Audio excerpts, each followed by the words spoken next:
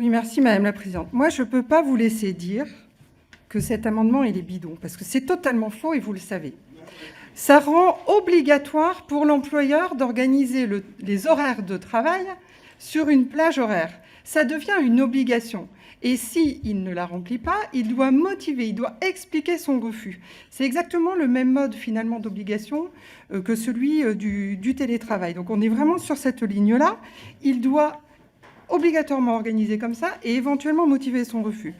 Moi, je considère que ça va beaucoup plus loin que ce que vous proposez, qui est une incitation par l'angle financier. Ce n'est pas pour autant que ça changera la vie des salariés, parce qu'on n'en sait rien si finalement cette incitation financière, elle va véritablement impacter ou pas.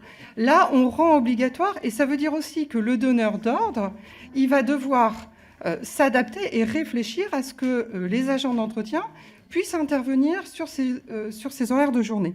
Maintenant, moi, je suis d'accord pour échanger et travailler avec vous sur comment est-ce qu'on fait pour renforcer peut-être cette obligation sur notamment la question de qu'est-ce qui peut motiver un refus. Parce qu'effectivement, il ne faut pas que ce soit simplement de dire « ah ben non, ça ne m'arrange pas ». Bien évidemment que ça ne doit pas et ça ne peut pas être ça.